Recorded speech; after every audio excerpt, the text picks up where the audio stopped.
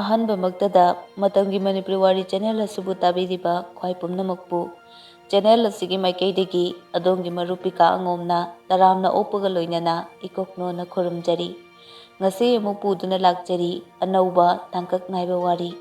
ꯔꯥꯖꯂꯛꯁꯃꯤꯒꯤ ꯃꯌꯦꯛꯇ ꯑꯩꯒꯤ ꯃꯆꯤꯡ ꯐꯠꯇꯕꯤ ꯅꯨꯡꯁꯤꯕꯤ꯫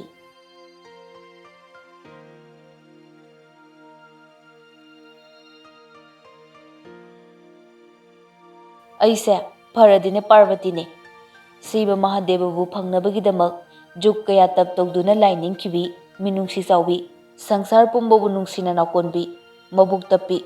ꯃꯄꯣꯛ ꯀꯌꯥ ꯁꯥꯌꯣꯟꯗꯨꯅ ꯄꯣꯛꯈꯤꯕꯤ ꯁꯇꯤꯒꯤ ꯁꯥꯌꯣꯟ ꯄꯥꯔꯕꯇꯤ ꯃꯇꯥꯗꯣ ꯑꯩꯅꯦ꯫ ꯑꯗꯨꯒ ꯄꯥꯔꯕꯇꯤꯅ ꯁꯥꯎꯔꯛꯑꯀꯥꯟꯗ ꯀꯔꯤ ꯁꯛꯂꯣꯟ ꯂꯧꯋꯦ? ꯀꯥꯂꯤꯃꯥꯏ ꯑꯗꯨꯛ ꯅꯨꯡꯁꯤꯈ꯭ꯔꯕ ꯃꯄꯨꯔꯣꯏꯕ ꯁꯤꯕ ꯃꯍꯥꯗꯦꯕꯒꯤ ꯃꯊꯕꯥꯛꯇ ꯅꯦꯠꯄ ꯉꯝꯕꯤ ꯁꯪꯁꯥꯔ ꯄꯨꯝꯕꯕꯨ ꯇꯨꯝꯍꯜꯂꯒꯤ ꯃꯇꯥꯒꯨꯝ ꯃꯩꯒꯤ ꯅꯨꯡꯁꯤꯠ ꯀꯥꯝꯈꯤꯕꯤ ꯍꯤꯡꯆꯥꯕ ꯀꯌꯥꯒꯤ ꯃꯀꯣꯛ ꯀꯛꯂꯒ ꯏ ꯊꯛꯄ ꯉꯝꯕꯤ ꯀꯥꯂꯤꯃꯥꯏ꯫ ꯄꯥꯔꯕꯇꯤꯗꯒꯤ ꯀꯥꯂꯤꯃꯥꯏ ꯎꯠꯂꯛꯎꯔꯣ? ꯑꯩꯒꯤ ꯑꯁꯦꯡꯕ ꯁꯛꯇꯝꯗꯣ ꯎꯠꯂꯛꯎꯔꯣ? ꯉꯝꯃꯣꯏꯗꯕꯣꯏ ꯅꯤꯡꯕ꯭ꯔꯣ? ꯅꯪ ꯑꯩꯁꯦ ꯀꯔꯤꯅꯦꯅ ꯈꯟꯒꯦ? ꯅꯪꯒꯤ ꯃꯤꯠꯇ ꯑꯩꯁꯤꯕꯨ ꯀꯔꯤ ꯑꯣꯏꯅ ꯎꯒꯦꯕ? ꯄꯣꯠ ꯑꯃ ꯃꯩꯁꯥ ꯄꯤꯕꯗ ꯃꯥꯒꯤ ꯍꯥꯟꯅ ꯂꯩꯔꯝꯕ ꯐꯤꯕꯝꯗꯣ ꯆꯦꯟꯖ ꯇꯧꯕꯗꯣ ꯑꯗꯨꯒ ꯆꯞ ꯃꯥꯟꯅꯩ ꯁꯥꯎꯕꯁꯤꯁꯨ꯫ ꯁꯥꯎꯕꯗꯅꯦ ꯍꯛꯆꯥꯡꯒꯤ ꯐꯤꯕꯝ ꯂꯣꯏꯅ ꯆꯦꯟꯖ ꯇꯧꯕꯅꯤ꯫ ꯏꯁꯥꯒꯤ ꯐꯖꯅ ꯂꯩꯔꯤꯕ ꯐꯤꯕꯝꯁꯦ ꯆꯦꯟꯖ ꯇꯧꯍꯜꯂꯛꯀꯅꯨ ꯅꯠꯇ꯭ꯔꯗꯤ ꯅꯪ ꯑꯐꯕ ꯑꯣꯏꯔꯣꯏ꯫ ꯀꯔꯤꯅꯣ ꯅꯪꯅ ꯉꯥꯡꯂꯤ ꯃꯌꯥꯝꯗꯨꯕꯣ ꯅꯨꯡꯁꯤꯕꯤ? ꯄꯥꯝꯃꯩꯕ ꯅꯨꯡꯁꯤꯕꯤꯕꯨ ꯊꯦꯝꯂꯛꯏ꯫ ꯅꯨꯡꯁꯤꯕꯤꯁꯨ ꯊꯦꯝꯂꯛꯄꯗꯨꯗ ꯈꯣꯟꯖꯦꯜ ꯇꯞꯊꯔꯛꯏ꯫ ꯗꯥ ꯄ꯭ꯂꯤꯖ ꯇꯤꯟꯅꯁꯤ ꯈꯪꯅꯁꯤ ꯅꯨꯡꯁꯤꯅꯁꯤ ꯍꯥꯏꯔꯗꯤ ꯊꯃꯣꯏ ꯁꯦꯡꯅ ꯂꯣꯏꯅꯁꯤꯀꯣ꯫ ꯑꯩꯁꯦ ꯅꯨꯄꯤꯅꯤ ꯅꯨꯄꯤ ꯑꯃꯅ ꯂꯩꯁꯥꯕꯤ ꯑꯃꯅ ꯍꯔꯥꯎ ꯍꯔꯥꯎ ꯌꯥꯕ ꯉꯝꯂꯣꯏꯗꯕ ꯋꯥꯗꯣ ꯑꯩꯉꯣꯟꯗꯁꯨ ꯍꯥꯏꯔꯛꯀꯅꯨ꯫ ꯑꯩ ꯍꯩꯅꯗꯦ ꯅꯪꯅ ꯉꯁꯥꯏꯗꯒꯤ ꯍꯥꯏꯔꯤ ꯃꯌꯥꯝꯗꯣ ꯑꯩ ꯌꯥꯕ ꯁꯨꯡꯉꯝ ꯉꯝꯂꯣꯏ ꯂꯨꯍꯣꯡꯗ꯭ꯔꯤꯈꯩꯗꯤ꯫ ꯑꯣ ꯅꯪꯒꯤꯁꯦ ꯑꯩꯕꯨ ꯊꯥꯖꯗ꯭ꯔꯤꯕ꯭ꯔꯣ? ꯑꯁ ꯑꯗꯨꯏ ꯅꯠꯇꯦꯕ ꯑꯗꯨꯒꯤ ꯋꯥꯗꯨꯗꯤꯅꯦ ꯑꯩꯉꯣꯟꯗꯗꯤ ꯎꯄꯥꯏ ꯁꯨꯡꯂꯩ ꯍꯦꯛ ꯂꯩꯔꯔꯣꯏ꯫ ꯅꯨꯡꯁꯤꯕꯤ ꯑꯩꯗꯤ ꯄꯠꯇꯠꯅ ꯅꯨꯡꯁꯤꯅꯕꯗꯣ ꯌꯥꯝꯅ ꯄꯥꯝꯃꯦ ꯊꯃꯣꯏ ꯁꯦꯡꯅ ꯅꯨꯡꯁꯤꯅꯕꯗꯣ꯫ ꯍꯣ ꯄꯠ ꯍꯦꯛꯇ ꯀꯩ ꯅꯨꯡꯁꯤꯅꯗ꯭ꯔꯗꯤ ꯌꯥꯗ꯭ꯔꯕꯣ ꯍꯥꯏꯁꯦ? ꯌꯥꯗꯦ ꯅꯠꯇ꯭ꯔꯗꯤ ꯅꯪ ꯑꯇꯣꯞꯄ ꯅꯨꯄꯥ ꯀꯣꯏꯈꯤꯅꯤ꯫ ꯍꯦ ꯍꯅꯨꯕ ꯃꯤꯈꯨꯕ ꯁꯛꯇꯥ ꯊꯤꯌꯦ ꯅꯪꯗꯅꯦ ꯈꯨꯔꯤꯕ ꯅꯨꯃꯤꯠꯇꯣ ꯑꯗꯨꯝ ꯆꯨꯝꯅ ꯈꯨꯔꯒ ꯂꯩꯌꯨ ꯀꯣꯏ ꯑꯣꯠ ꯑꯣꯠꯂꯒꯅꯦ ꯀꯣꯏ ꯌꯦꯡ ꯍꯦꯛ ꯌꯦꯡꯒꯅꯨ ꯈꯪꯉꯕ? ꯅꯪꯗꯨꯝꯅꯦ ꯀꯥꯡꯗꯧꯅ ꯑꯎ ꯑꯎꯕ ꯆꯤꯛꯂꯨꯅꯨ꯫ ꯄꯥꯝꯃꯩꯕ ꯅꯨꯡꯁꯤꯕꯤꯒꯤ ꯋꯥꯍꯩꯗꯨꯗ ꯁꯥꯎꯅꯤꯡꯂꯞ ꯇꯧꯏ꯫ ꯑꯣ ꯐꯔꯦ ꯌꯥꯝ ꯅꯨꯡꯉꯥꯏꯇ꯭ꯔꯕ ꯃꯥꯜꯂꯦ ꯅꯪ ꯑꯩ ꯐꯣꯟꯁꯨ ꯑꯃꯨꯛ ꯍꯟꯅ ꯇꯧꯔꯛꯂꯔꯣꯏ꯫ ꯍꯣꯏ ꯏꯠꯁ ꯌꯣꯔ ꯋꯤꯁ ꯒꯨꯗ ꯕꯥꯏ ꯍꯅꯨꯕ꯫ ꯄꯥꯝꯃꯩꯕꯅ ꯐꯣꯟꯗꯣ ꯊꯝꯗ꯭ꯔꯤꯉꯩꯗ ꯅꯨꯡꯁꯤꯕꯤꯅ ꯍꯥꯟꯅ ꯐꯣꯟꯗꯣ ꯀꯛꯊꯠꯈꯤ꯫ ꯆꯦꯇꯣ ꯀꯩ ꯍꯥꯏꯔꯛꯏꯅꯣ? ꯑꯩꯕꯨ ꯃꯣꯏ ꯃꯄꯥꯅ ꯂꯩꯕ ꯃꯤꯅꯥꯏꯒꯤ ꯇꯥꯏꯞꯇ ꯑꯗꯨ ꯀꯩ ꯍꯥꯏꯔꯛꯏꯅꯣ ꯍꯥꯏꯕ? ꯑꯣ ꯔꯦꯁꯇꯨꯔꯦꯟꯗ ꯎꯅꯁꯦꯌꯦ ꯑꯗꯨꯒꯅꯦ ꯁꯤ ꯇꯧꯒꯦꯌꯦ ꯑꯩꯉꯣꯟꯗ꯫ ꯏꯁ ꯃꯗꯨꯒꯤ ꯀꯥꯊꯤꯃꯨ ꯃꯥꯟꯕꯗꯣ ꯃꯈꯖꯥꯏꯗꯨꯗ ꯑꯣꯟꯗꯅ ꯊꯥꯖꯤꯜꯂꯣꯅ ꯇꯧꯔꯤꯅꯦ ꯆꯦꯇꯣ ꯃꯤ ꯎꯁꯤꯠꯇꯕ ꯁꯥꯔꯗꯅ꯫ ꯑꯁ ꯀꯥꯟꯗꯦ ꯂꯥꯛꯑꯣꯁꯦ ꯗꯨꯀꯥꯟ ꯆꯠꯂꯨꯁꯦ꯫ ꯀꯩ ꯂꯩꯔꯨꯁꯦ ꯍꯥꯏꯅꯣ? ꯑꯣ ꯍꯌꯦꯡꯁꯦ ꯁꯟꯗꯦꯅꯦ ꯍꯦꯅꯥ ꯇꯩꯗꯣꯏꯅꯦ ꯂꯥꯛꯑꯣ ꯍꯦꯅꯥꯒ ꯌꯦꯔꯨꯝꯒ ꯂꯩꯔꯛꯁꯦ꯫ ꯑꯁ ꯅꯨꯃꯤꯠꯁꯨ ꯇꯥꯔꯛꯇꯧꯔꯦ ꯃꯅꯥ ꯃꯁꯤꯡꯁꯨ ꯑꯃꯠꯇ ꯊꯤꯗ꯭ꯔꯤ ꯑꯩ ꯊꯦꯡꯉꯦꯕ ꯂꯥꯛꯑꯣ꯫ ꯊꯥꯔꯤꯛ ꯊꯥꯒ ꯅꯨꯡꯁꯤꯕꯤꯒ ꯅꯨꯃꯤꯗꯥꯡ ꯋꯥꯏꯔꯝꯗꯨꯗ ꯗꯨꯀꯥꯟꯗ ꯍꯦꯅꯥ ꯂꯩꯕ ꯂꯥꯛꯏ꯫ ꯆꯠꯅ ꯊꯥꯔꯤꯛ ꯊꯥꯒ ꯅꯨꯡꯁꯤꯕꯤꯒ ꯋꯥꯔꯤ ꯁꯥꯟꯅꯩ꯫ ꯏꯆꯟ ꯑꯩ ꯅꯨꯄꯥꯒ ꯑꯃꯠꯇ ꯀꯣꯏꯅꯔꯔꯣꯏ ꯇꯜꯂꯦꯕ ꯍꯧꯖꯤꯛꯀꯥꯟ ꯅꯨꯄꯥꯁꯤꯡꯁꯦ ꯏꯕꯨꯡꯗꯒꯤ ꯆꯤꯡꯅ ꯃꯍꯥ ꯆꯟꯗꯥꯟ ꯕꯗꯃꯥꯁ ꯑꯣꯜꯂꯛꯈꯤ ꯉꯥꯛꯇꯅꯤ꯫ ꯆꯤꯟꯁꯦ ꯊꯤꯔꯣꯏ ꯈꯟꯕꯅꯦ ꯍꯦꯛꯇ ꯊꯤꯅꯤꯡꯉꯛꯑꯦ꯫ ꯑꯩꯁꯨꯅꯦ ꯆꯦꯇꯣꯟ ꯑꯃꯠꯇ ꯍꯦꯛ ꯀꯣꯏꯅꯔꯔꯣꯏ ꯍꯌꯦꯡꯋꯥꯏ ꯑꯄꯥꯝꯕ ꯃꯥꯏꯅ ꯂꯥꯛꯆꯅꯤ ꯑꯗꯨꯗ ꯀꯣꯛ ꯀꯣꯏꯅꯔꯒ ꯂꯣꯏꯔꯦ꯫ ꯑꯁꯨꯝꯅ ꯋꯥꯔꯤ ꯁꯥꯅ ꯂꯥꯛꯄꯅ ꯊꯣꯏꯅꯨꯒꯤ ꯗꯨꯀꯥꯟꯁꯨ ꯌꯧꯔꯦ꯫ ꯅꯨꯡꯁꯤꯕꯤ ꯂꯥꯛꯄ ꯎꯕꯗꯨꯗ ꯊꯣꯏꯅꯨꯁꯨ ꯆꯥꯟꯅꯅ ꯍꯦꯛ ꯍꯪꯂꯛꯏ꯫ ꯍꯩꯃꯥ ꯅꯨꯡꯁꯤꯕꯤ ꯅꯣꯏ ꯁꯥꯏꯔꯣ ꯅꯍꯥꯟꯒꯤꯗꯨꯕꯣ ꯃꯤꯒꯗꯤ ꯌꯥꯝ ꯋꯥꯡ ꯆꯥꯎꯋꯤꯅꯦ ꯅꯨꯄꯥ ꯌꯥꯝꯅ ꯃꯥꯜꯂꯤ꯫ ꯇꯤꯝꯕꯨꯟ ꯅꯥꯄꯨꯟ ꯃꯥꯟꯕ ꯑꯃꯒ ꯇꯤꯟꯊ꯭ꯔꯣꯛ ꯃꯥꯟꯕ ꯑꯃꯒ ꯂꯥꯛꯑꯝꯕꯗꯨꯔꯣ? ꯁꯨꯡꯅꯨꯡ ꯍꯦꯛ ꯅꯨꯡꯁꯤꯗꯦ ꯁꯛꯇꯥꯁꯤꯡꯗꯨꯒ ꯏꯍꯦ ꯃꯁꯤꯒꯤ ꯅꯨꯄꯤ ꯃꯆꯥꯁꯤꯗꯤꯕ ꯅꯪꯕꯨ ꯀꯟꯇ꯭ꯔꯣꯜ ꯇꯧꯕ ꯉꯝꯕ ꯅꯪꯕꯨ ꯂꯧꯒꯗꯕ ꯅꯨꯄꯥꯗꯣ ꯃꯇꯪꯗꯤ ꯌꯦꯡꯒꯦꯀꯣ ꯃꯁꯛ꯫ ꯑꯁ ꯏꯅꯝꯃ ꯑꯩꯕꯨ ꯅꯣꯏꯅ ꯒꯨꯟꯗꯥ ꯅꯨꯄꯤ ꯑꯣꯏꯅ ꯎꯕꯤꯔꯦ ꯅꯣꯏꯅꯗꯤ ꯈꯪꯗ꯭ꯔꯤꯕ ꯑꯩꯅ ꯃꯣꯏꯗ ꯃꯍꯥꯆꯟꯗꯥꯟ ꯍꯥꯏꯕꯒꯤ ꯃꯔꯝ ꯈꯪꯂꯗꯤ ꯅꯣꯏꯅ ꯑꯗꯨꯝ ꯍꯦꯟꯅ ꯍꯥꯏꯅꯤ ꯐꯔꯦ ꯏꯅꯝꯃ ꯗꯥꯏꯃꯟ ꯍꯦꯅꯥ ꯑꯃꯒ ꯌꯦꯔꯨꯝꯒ ꯀꯣꯐꯤꯒ ꯄꯤꯕꯤꯔꯛꯑꯣ ꯑꯩꯁꯦ ꯃꯅꯥ ꯃꯁꯤꯡꯗꯨ ꯊꯤꯔꯨꯗꯣꯏꯅꯦ ꯊꯦꯡꯈ꯭ꯔꯦꯕ ꯀꯩꯗꯧꯅꯕ ꯃꯅꯥ ꯃꯁꯤꯡꯅꯣ ꯍꯦꯅꯥ ꯊꯤꯠꯄꯗ ꯍꯥꯞꯇꯣꯏꯅꯦ ꯁꯝ ꯀꯦꯟꯕ ꯐꯅꯕ ꯑꯣ ꯂꯩꯁꯥꯔꯤꯉꯩ ꯄꯨꯟꯁꯤꯁꯦ ꯅꯨꯡꯉꯥꯏꯕꯅꯤꯗ ꯅꯨꯡꯉꯥꯏꯅꯤ ꯌꯥꯝ ꯅꯨꯡꯉꯥꯏꯅꯤ ꯃꯣꯏ ꯀꯩꯅꯣ ꯑꯃꯨꯛ ꯅꯨꯡꯉꯥꯏ ꯑꯗꯨꯅꯤ ꯌꯥꯔꯦ ꯈꯥꯏ ꯂꯩꯔꯅꯨ ꯄ꯭ꯔꯞ ꯄꯤꯔꯛꯑꯣ ꯊꯣꯏꯅꯨꯕꯤ ꯑꯁꯤ ꯍꯥꯏꯔꯒ ꯊꯣꯏꯅꯨꯒꯤ ꯃꯈꯨꯠꯇꯒꯤ ꯍꯦꯅꯥꯒ ꯌꯦꯔꯨꯝꯒꯗꯣ ꯇꯥꯞ ꯃꯨꯜꯂꯒ ꯅꯨꯡꯁꯤꯕꯤꯒ ꯏꯆꯟꯒ ꯄ꯭ꯔꯞ ꯆꯠꯈꯤ ꯅꯨꯡꯁꯤꯕꯤꯒꯤ ꯃꯑꯣꯡꯗꯨꯗ ꯊꯣꯏꯅꯨꯁꯨ ꯅꯣꯛꯂꯒ ꯌꯦꯡꯗꯨꯅ ꯂꯩꯍꯧꯏ ꯑꯣꯟꯊꯣꯛꯅꯁꯨ ꯃꯉꯥꯎ ꯊꯤꯈ꯭ꯔꯦꯗ ꯃꯁꯤꯒꯤ ꯑꯉꯥꯡꯁꯦ ꯅꯨꯃꯤꯠ 15ꯅꯤꯒꯤ ꯃꯇꯨꯡꯗꯅꯤ ꯅꯨꯃꯤꯗꯥꯡꯒꯤ ꯃꯇꯝꯅꯤ ꯅꯨꯡꯁꯤꯕꯤ ꯃꯣꯕꯥꯏꯜ ꯗꯇꯥꯗꯨ ꯑꯣꯟ ꯇꯧꯔꯒ ꯊꯝꯃꯤ ꯍꯣꯝ ꯑꯦꯁꯥꯏꯟꯃꯦꯟꯁꯨ ꯇꯧꯔꯤ ꯃꯔꯛꯇ ꯃꯃꯥꯟꯅꯕꯤꯒꯤ ꯃꯦꯁꯦꯖꯁꯨ ꯍꯜꯂꯤ ꯇꯟꯖꯥꯗꯨꯗ ꯃꯦꯁꯦꯖ 8-9 ꯑꯃꯨꯛꯇꯗ ꯃꯊꯪ ꯂꯥꯛꯁꯤꯜꯂꯤ ꯃꯦꯁꯦꯖꯀꯤ ꯇꯣꯟꯗꯣ ꯇꯥꯕꯗ ꯅꯨꯡꯁꯤꯕꯤ ꯃꯆꯤꯟꯗ ꯁꯣꯜꯂꯛꯏ ꯀꯔꯝꯕ ꯁꯣꯅꯣꯅꯣ ꯁꯤꯅꯃꯣ ꯐꯣꯟꯗꯣ ꯄꯥꯏꯈꯠꯂꯒ ꯌꯦꯡꯉꯤ ꯃꯦꯁꯦꯖ ꯐ꯭ꯔꯣꯝ ꯄꯥꯝꯗꯕ ꯃꯤꯈꯨꯕ ꯑꯁꯤ ꯍꯥꯏꯅ ꯃꯣꯕꯥꯏꯜꯒꯤ ꯁꯀ꯭ꯔꯤꯟꯗꯨꯗ ꯊꯥꯗꯨꯅ ꯂꯩꯔꯝꯃꯤ ꯃꯁꯤꯒꯤ ꯍꯅꯨꯕꯁꯦ ꯑꯃꯨꯛ ꯇꯧꯔꯛꯑꯦꯅꯦ ꯉꯁꯤꯅꯦ ꯑꯩꯅ ꯈꯣꯏꯗꯧ ꯁꯥꯎꯒꯠꯂꯛꯇꯅꯅꯦ ꯃꯁꯝꯁꯦ ꯇꯞ ꯇꯥꯏꯅ ꯐꯣꯏꯗꯠꯇꯣꯏꯅꯤꯀꯣ ꯍꯜꯂꯣꯏ ꯁꯨꯛꯍꯟ ꯍꯦꯛ ꯍꯜꯂꯣꯏ ꯊꯥꯔꯛꯅꯤꯡꯕ ꯃꯦꯁꯦꯖꯇꯣ ꯊꯥꯔꯛꯁꯅꯨꯕ ꯊꯥꯔꯛꯑꯣ ꯁꯨꯛꯍꯟ ꯍꯦꯛ ꯍꯜꯂꯣꯏ ꯑꯩ ꯅꯨꯡꯁꯤꯕꯤ ꯑꯦꯁꯥꯏꯟꯃꯦꯟ ꯑꯗꯨꯝ ꯇꯧꯔꯒ ꯂꯩ ꯃꯦꯁꯦꯖ ꯍꯟꯗꯦ ꯄꯥꯝꯃꯩꯕꯁꯨ ꯃꯦꯁꯦꯖ ꯍꯜꯂꯛꯃꯟꯗꯕꯗꯨꯗ ꯐꯣꯟ ꯇꯧꯁꯤꯜꯂꯛꯏ ꯅꯨꯡꯁꯤꯕꯤ ꯁꯨꯡꯄꯥꯏ ꯄꯥꯏꯗꯦ ꯐꯣꯟꯗꯣ ꯃꯤꯁ ꯀꯣꯜ 19 ꯌꯧꯁꯤꯜꯂꯛꯂꯦ ꯑꯔꯣꯏꯕꯗꯗꯤ 19 ꯁꯨꯕ ꯇꯧꯔꯛꯄꯗꯨꯗꯗꯤ ꯐꯣꯟꯗꯣ ꯄꯥꯏꯈꯠꯂꯦ ꯑꯗꯨꯕꯨ ꯀꯔꯤꯃꯠꯇ ꯈꯨꯝꯗꯦ ꯄꯥꯝꯍꯩꯕꯅ ꯀꯩꯅꯣ ꯍꯜꯂꯣꯒ ꯑꯝꯇ ꯍꯥꯏꯔꯛꯇ꯭ꯔꯤꯁꯤꯅ ꯍꯥꯏꯅꯤꯡꯗꯕꯒꯤ ꯍꯥꯏꯗꯤ ꯀꯔꯤ ꯁꯥꯎꯔꯤꯔꯣ ꯁꯥꯎꯗꯦ ꯀꯩꯅꯣ ꯌꯥꯝ ꯆꯦꯟꯖ ꯇꯧꯔꯝꯃꯤꯅ ꯍꯥꯏꯅꯤꯡꯕꯗꯨ ꯀꯩꯅꯣ ꯍꯥꯏꯔꯛꯑꯣ ꯃꯦꯁꯦꯖ ꯍꯜꯂꯛꯇ꯭ꯔꯤꯗꯣ ꯀꯩꯒꯤꯅꯣ ꯀꯔꯝꯕ ꯅꯨꯄꯥꯒ ꯑꯃꯨꯛ ꯀꯣꯏꯅꯔꯦ ꯅꯨꯡꯁꯤꯕꯤ ꯍꯥꯟꯅꯗꯒꯤ ꯈꯔꯒ ꯁꯥꯎꯅꯤꯡꯅ ꯂꯩꯕꯒ ꯉꯁꯥꯏꯗꯒꯤ ꯁꯥꯎꯐꯝ ꯊꯤꯔꯤꯕꯖꯥꯠꯅꯤ ꯃꯥꯒꯤꯁꯦ ꯄꯥꯝꯍꯩꯕꯒꯤ ꯋꯥꯍꯩꯗꯨꯗ ꯏ ꯀꯥꯔꯛꯇꯨꯅ ꯃꯥꯒꯤ ꯁꯩꯔꯦꯡ ꯑꯔꯥꯡꯕꯤꯗꯣ ꯍꯦꯛꯇ ꯊꯤꯗꯔꯛꯏ ꯑꯣꯏ ꯇꯤꯟꯊ꯭ꯔꯣꯛ ꯃꯥꯟꯕꯣ ꯅꯁꯛꯅꯦꯅ ꯍꯧꯗꯣꯡꯗ ꯄꯤꯔ ꯐꯥꯎꯕ ꯂꯦꯞꯄꯤꯔꯣꯏꯅꯦ ꯈꯨꯠꯊꯤꯗꯨꯒ ꯅꯪꯗꯧꯅ ꯆꯀꯠ ꯇꯧꯕ ꯃꯤ ꯃꯥꯟꯕ꯭ꯔꯣ ꯑꯩꯁꯦ ꯅꯪꯒꯤ ꯃꯤꯠꯇꯨꯗ ꯀꯔꯤ ꯑꯣꯏꯅ ꯎꯒꯦ ꯑꯩꯁꯤꯕꯣ ꯅꯪꯅ ꯄꯥꯎ ꯐꯥꯎꯅꯅꯤꯡꯕ ꯃꯇꯝꯗ ꯐꯥꯎꯔꯒ ꯍꯔꯥꯎ ꯇꯧꯔꯛꯀꯗꯕ ꯃꯥꯟꯕꯤ ꯂꯋꯥꯏ ꯅꯨꯄꯤ ꯏꯆꯨ ꯇꯥꯗꯕꯤꯗꯣ ꯑꯩꯗꯤ ꯅꯠꯇꯦꯅꯦ ꯄꯥꯝꯃꯩꯕ ꯋꯥ ꯃꯔꯛ ꯊꯠꯅ ꯈꯨꯝꯅꯕ ꯀꯟꯅ ꯍꯣꯠꯅꯖꯩ ꯑꯗꯨꯕꯨ ꯂꯥꯏꯁ꯭ꯔꯝ ꯅꯨꯄꯤꯒꯤ ꯃꯆꯤꯡ ꯀꯅꯥꯅꯁꯨ ꯏꯟꯕ ꯉꯝꯗꯦ ꯄꯥꯝꯍꯩꯕꯅ ꯐꯅ ꯋꯥ ꯊꯠꯅ ꯈꯨꯝꯅꯕ ꯍꯣꯠꯅꯔꯕꯁꯨ ꯉꯝꯗ꯭ꯔꯦ ꯅꯨꯡꯁꯤꯕꯤꯅ ꯃꯇꯝ ꯁꯨꯡꯄꯤ ꯄꯤꯗ꯭ꯔꯦ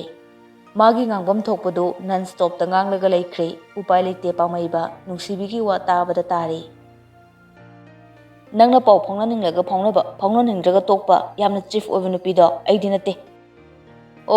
ꯅꯪꯒꯤꯁꯦ ꯅꯪ ꯊꯕꯛ ꯇꯧꯔꯦ ꯅꯪꯅ ꯍꯥꯏꯕꯗ ꯂꯣꯏꯅ ꯌꯥꯔꯅꯤ ꯁꯤꯔꯣ ꯅꯪꯅ ꯇꯧꯔꯤꯕ ꯊꯕꯛꯇꯨꯗꯒꯤ ꯍꯦꯟꯅ ꯆꯥꯎꯕ ꯑꯃ ꯑꯩꯅ ꯇꯧꯔꯒ ꯕꯣꯗꯤꯒꯥꯔꯗ ꯑꯣꯏꯊꯣꯛꯎꯔꯣ ꯅꯪ ꯕꯣꯗꯤꯒꯥꯔꯗ ꯑꯣꯏꯊꯣꯛꯎꯔꯣ ꯑꯩꯒꯤ ꯃꯤꯅꯥꯏ ꯑꯣꯏꯊꯣꯛꯎꯔꯅ ꯅꯨꯄꯤ ꯑꯗꯨ ꯌꯥꯝ ꯄꯥꯝꯕ ꯅꯪꯅ ꯍꯧꯖꯤꯛ ꯐꯥꯎꯕ ꯅꯇꯨ ꯊꯤꯗꯅ ꯀꯩꯗꯧꯔꯤꯅꯣꯕ ꯊꯕꯛ ꯇꯧꯔꯛꯄꯁꯨ ꯌꯥꯝꯅ ꯀꯨꯏꯔꯗꯥꯏꯅꯦ ꯋꯥꯔꯛꯄ ꯃꯥꯜꯂꯦ ꯅꯨꯡꯁꯤꯕꯤꯗꯣ ꯁꯣꯔ ꯑꯃꯨꯛ ꯍꯣꯜꯂꯤ ꯇꯟꯖꯥꯗꯨꯗ ꯄꯥꯝꯍꯩꯕꯁꯨ ꯈꯨꯃꯧꯔꯒꯤ ꯃꯇꯥꯒꯨꯝ ꯈꯨꯝꯂꯛꯏ ꯅꯨꯡꯁꯤꯕꯤ ꯅꯪꯅ ꯍꯥꯏꯔꯤ ꯃꯌꯥꯝꯗꯨꯕꯨ ꯀꯩꯅꯣꯃꯤ ꯑꯩꯅ ꯀꯔꯤ ꯁꯣꯏꯕꯩꯅꯣꯕ ꯅꯪꯅ ꯑꯗꯨ ꯌꯥꯝꯅ ꯁꯥꯎꯔꯤꯗꯨꯕꯣ ꯅꯪꯕꯨ ꯄꯥꯎ ꯐꯥꯎꯔꯛꯂꯔꯣꯏ ꯍꯥꯏꯔꯝꯗꯥꯏꯅꯦ ꯀꯩꯗꯧꯕꯒꯤ ꯐꯣꯟ ꯇꯧꯔꯛꯏꯅꯣ ꯑꯗꯨꯒ ꯑꯩꯕꯨ ꯀꯔꯝꯕ ꯅꯨꯄꯥꯒ ꯀꯣꯏꯅꯔꯤꯒꯦ ꯀꯥꯏꯅ ꯅꯪꯗ ꯂꯦꯞꯁꯤ ꯁꯤꯔꯣꯍꯦ ꯑꯦꯛꯁꯤꯗꯦꯟ ꯊꯣꯛꯇꯅ ꯁꯤꯔꯣ ꯅꯠꯇꯦ ꯅꯪꯗꯤꯅꯦ ꯕꯣꯝ ꯄꯣꯛꯈꯥꯏꯕꯗ ꯌꯥꯎꯔꯗꯤ ꯅꯨꯡꯉꯥꯏꯈ꯭ꯔꯅꯤꯗ ꯁꯤꯁꯨ ꯁꯤꯍꯧꯗ ꯅꯃꯤꯠ ꯅꯥꯝꯃꯁꯨ ꯎꯗ ꯅꯅꯥ ꯅꯥꯝꯃꯁꯨ ꯇꯥꯗ ꯅꯈꯣꯡꯁꯨ ꯄꯦꯔꯥꯂꯥꯏꯁꯤꯁ ꯇꯧꯔꯒ ꯋꯤꯜ ꯆꯤꯌꯔꯗ ꯅꯄꯨꯟꯁꯤ ꯆꯨꯞꯄ ꯂꯦꯟꯕꯗꯣ ꯌꯦꯡꯅꯤꯡꯈ꯭ꯔꯦꯗ ꯁꯩꯇ ꯅꯨꯡꯁꯤꯕꯤ ꯀꯧꯔꯛꯀꯅꯨ ꯃꯍꯥꯆꯟꯗꯥꯟ ꯑꯣꯜꯂꯛꯈꯤ ꯄꯨꯛ ꯆꯠꯄꯗ ꯌꯥꯎꯒꯗꯕ ꯒꯨꯗ ꯕꯥꯏ ꯑꯁꯤ ꯍꯥꯏꯔꯒ ꯐꯣꯟꯗꯨ ꯐꯠ ꯀꯛꯊꯠꯂꯤ ꯅꯨꯡꯁꯤꯕꯤ ꯁꯣꯔꯒ ꯊꯕꯦꯠ ꯍꯣꯜꯂꯤ ꯂꯥꯎꯈꯠꯂꯨꯕꯒꯤ ꯅꯨꯡꯁꯤꯕꯤꯒꯤ ꯃꯃꯥ ꯇꯣꯝꯕꯤ ꯁꯅꯥꯁꯨ ꯃꯃꯤꯠ ꯃꯅꯥ ꯂꯧꯊꯣꯛꯂꯒ ꯃꯈ꯭ꯋꯥꯡ ꯃꯦꯠꯇꯨꯅ ꯅꯨꯡꯁꯤꯕꯤꯒꯤ ꯐꯃꯥꯡꯗ ꯂꯦꯞꯂꯒ ꯂꯩꯔꯝꯃꯤ ꯅꯨꯡꯁꯤꯕꯤꯅ ꯑꯣꯟꯊꯣꯔꯛꯄꯗ ꯃꯆꯥꯒꯤ ꯃꯇꯧꯗꯨꯗ ꯇꯣꯝꯕꯤ ꯁꯅꯥꯅ ꯉꯥꯡꯂꯛꯏ ꯍꯣꯏ ꯅꯪ ꯍꯦꯟꯗꯤ ꯍꯦꯟꯃꯜꯂꯕꯅꯤ ꯊꯨꯝ ꯄꯤꯀꯦꯠ ꯑꯃ ꯐꯥꯎꯕ ꯂꯣꯏꯔꯦꯀꯣ ꯅꯪ ꯊꯨꯅ ꯍꯜꯂꯛꯀꯅꯤ ꯅꯪ ꯅꯨꯡꯁꯤꯕꯤ ꯄꯩꯅ ꯃꯃꯥꯗ ꯌꯦꯡꯉꯤ Tanjadꯨꯗ pamhaiba phone amuka tawrai. Nungsibina hanjin hanjin kakthali. Kona thangdadi khangba ngamlakdraduna paikhatli aduga sauna nganglai. Noi napana leba phone ase. Nangna hanjin hanjin tawraklise kaigino ha. Hey, hogdong, hanuba, phone thamo yare. Goodbye. Nangdu lepsi hek siro. Ngangningba do pena nganglaga Nungshibi phone tu kakthatli aduga murum amuk soli. Sala mi ustawa saradana mana tawgena yarakpa nupi oina khallura malene. Tawriba matawduda Tombisnana amu hairai. Imagi ibema nang nupa phanglaroi ko. Ho phangdraga phangdredana. Hai lamga leite ko nangna leinaba. Adu idi kadawai poklino. Natte migi macha nupa duda nangna lepsi siro haridubu karigino mi nangbo. Nangse imagi ibema isa thoibi nangse nupi nine nupi amuktadi olu kaidawrage nangbo. As mama aina nupa duda chaidugi maram nang khangbra khangdradine waya nang kanu mama. Haima kari haraklino ne chada. Ho aduburo sitawgi taholo hairiro ha restaurant da changsi changluro haibra khangdi khangdana ba aibu chin yamna kanbi tahalakano hairiraga laisam nupi laisam se pamandana nathantang kai ipa sida chelaklaga laisam mu sidhariba nawalode ho ichana chumlamle adugumbadudine haigadobuni fajana haibada yaraktaba ada lauthatba aigi masing arangbido haurakpa. Imagi bema nang nupi ni ko. Haima mane ai nupi ne mama aise nupi obegi natro nupa koidana khatnadana ngasaidigi launnarise. Mama nang yam thuna chatlo ai kok se chikle ko huje assignment tawbusu loidri huje nang amu khaile rano sida yare chatlo mama. Ihe kaya aduna yengune he aibu khaiba gaina mu haine. Bema nang haibide haini ko nang nawa naibaga khanglero he bema. Mi pumna mungna kidana ne hanjinnabaga ngamaroi nang. Is moina pamnaba haidana tapsu taptaba aise ingtapi mu saro hairo. Mitkase khitanga pango siro. Sangjadre pamaga loksan pamdraga to nawa logde darka satade. Tombisana machanupigi proksonba mayamdo taraga mathabag yedaga nganglai. Haima yengune he malem sidane nangga chintanaba ngamgadaba mi leite pokti hai laisam nupi aphaubiya laisam nupa pamdana chenge chelaklaga khundrakpam nupi sakthibiya hai nang ngasi aina ne taptagi phurakani ko is adugibo tingkhatana chengkhra lore basogi phamungdane phan chongkhaka lore basogi phamungdegi chingthoklagabu hek phuba ngamlaba phuninga phujongna sungkap hekapiro. Nungsibida poktak pirubrabu Tombisna oina karaga chatkre. Mahausa angang oringaida lamhenbegi Tombisnana chai pairaga phunaba tanarakpada Nungshibi magi bachogi phamungda hekta chongkhatki. Tombisna su mataygi phamungdi sokpa yadabanina maya krakrak chiklaga chinthiraga chaiba natana atopa pambai lekhide. Khoido prok chaklaga upai leitana phudana adumak chatki.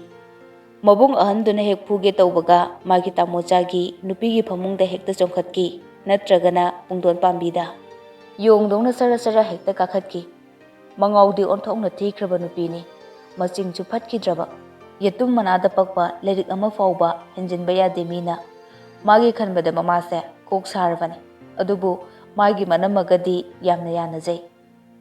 numituma adum hingkana kana loishinkre. Mathangi numitki MU class halakpaga angang tuition lobo chatli mafamdo moigi yumdagi yamna lapadi natte lekai thangnabani. Bema nangbu sa se thakone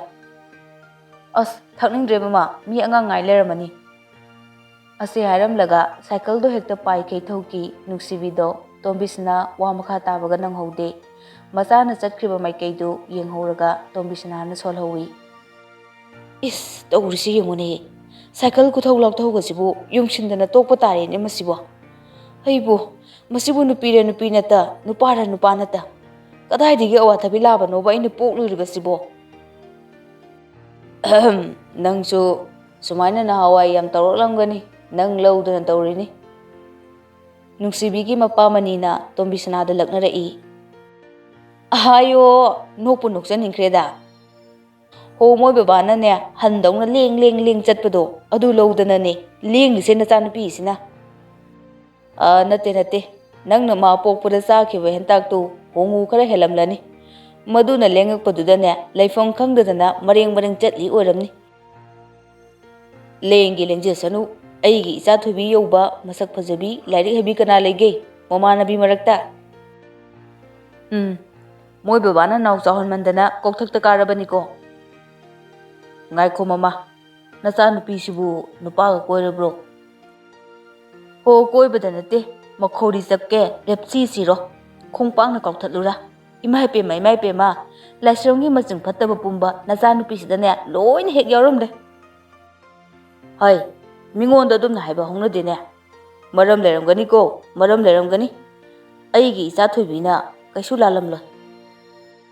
haima napam sa khangkhatnari ro nacha nupi poke de haide awathabi laba ma he poksilladana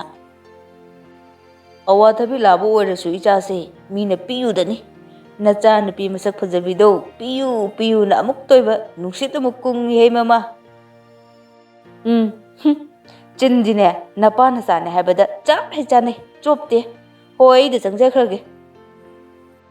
asi haramlaga tombisna imunglomda changkhre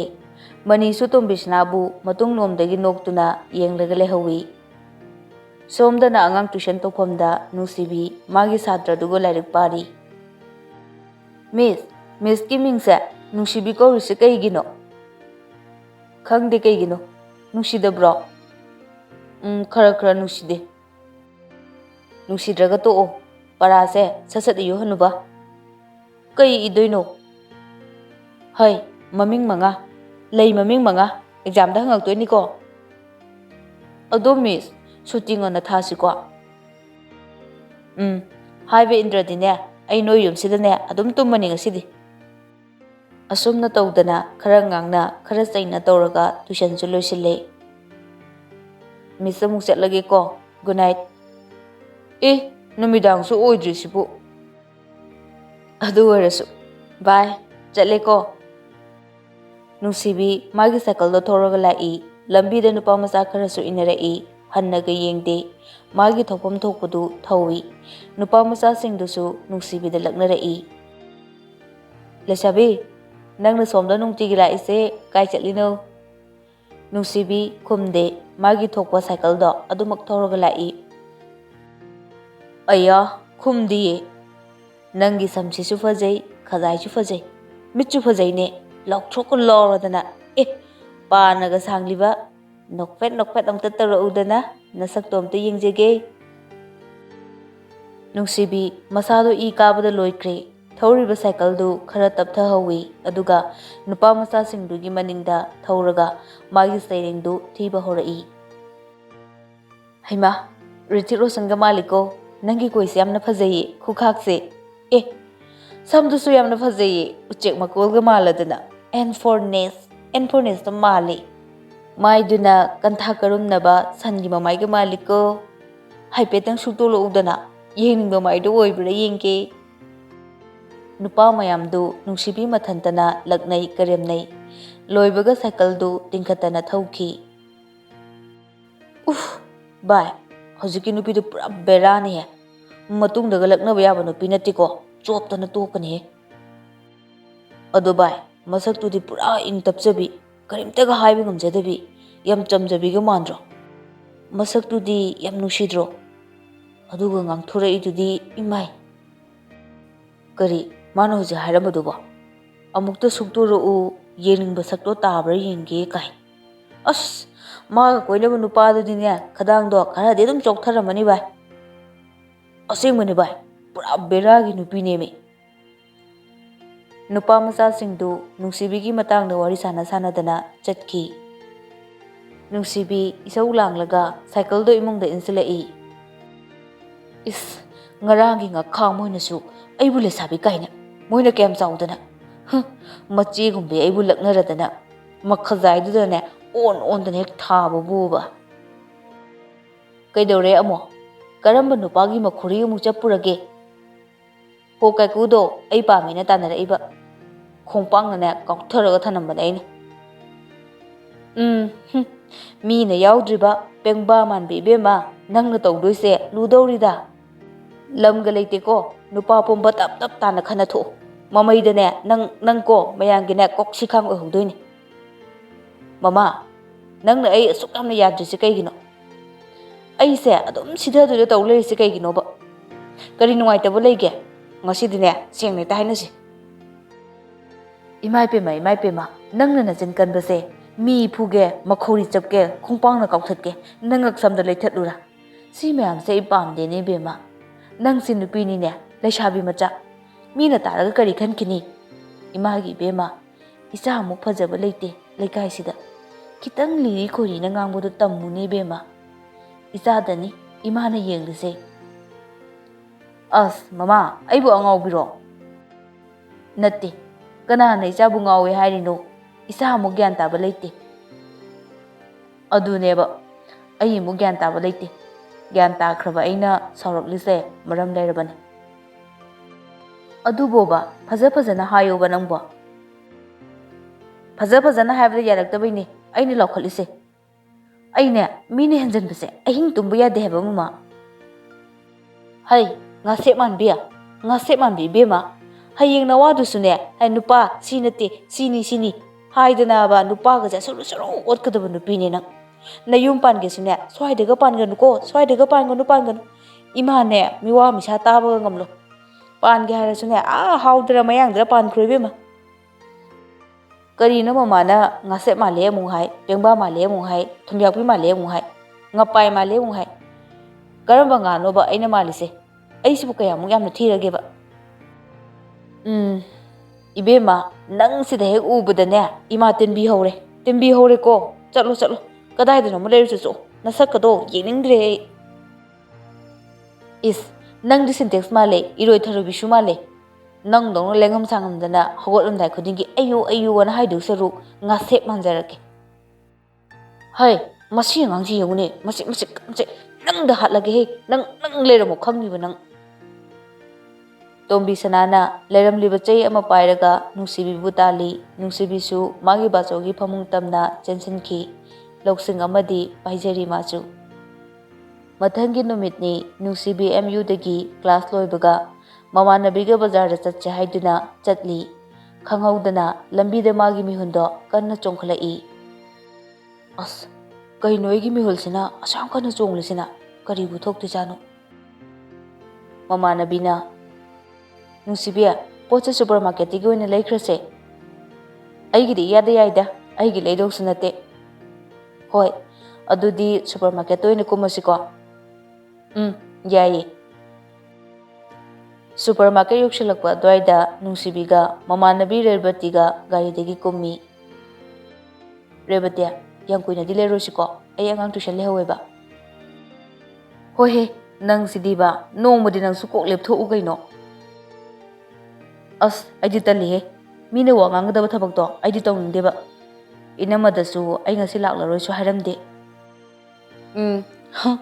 ho strict teacher yare la okuiroiba ani du sorok lan thorei aduga supermarket tamna prop karai nungsibina kari no nangna leidusa furit ne aduga lotion shampoo atai kharsu rebati ga nungsibiga furit yengna sumlai dukan amada rebati na khoidaba furit ama thengnare furit to trial room da try to bu changlingai da nungsibi sumo pa da lefowi nupa masu dukan da pot leba changlai kenomta ado mathak to yaliba blue color gi fruit cha amta yenge ba konjel do tabada nungsibi chingnabaga loinana mai sat leithorei nupa dusu nungsibi rom da fat yenglai ani do hek ni chana rui ngahak tang di tumin leinei kadom dagi pino khangde thamoi kankraba masana masabu kalima hingchabi gum jat thibini haijeribi Nungshibi mittagi pi tarakpa haibase araiba natte. Thamoi kanba misu kappa haiba jala. Nungshibi Nupadasu chap manai khangaude masu pi tarakkiba. Mipung kudimakta thamoi kallabasu hingchabigi salon laurabasu boinaugi mafamdadi Nungshibi madu pumnamak arembani amata ngamde. Nungshibi nang aina kauba kumdrisi kaigino hauji fawa waroribro. Dukan mapuduna anidugi warido thalai. Sida leire blue color gi fruit. Blue color gi machusi Nungshibi na yamna pamo machuni. Boinauna sise yomsenbiro.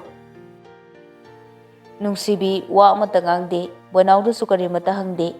Tumina magi topom tokpa toraga lay. Ngayhak layraga rebati suthok boinaudi adum Nungshibi bu ngayraga lay. Tamo sise adum pame si adum laurage. Sel piram laga makoisu mapam dudagi thoklai.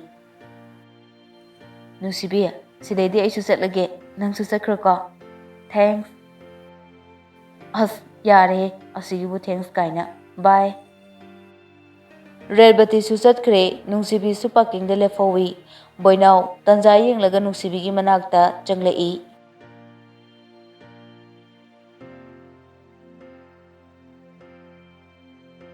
Matang asida aigi nungsiraba marupsingdagi kainanaba yathang laujari. Makha taba saru hayeng punna taminarasi.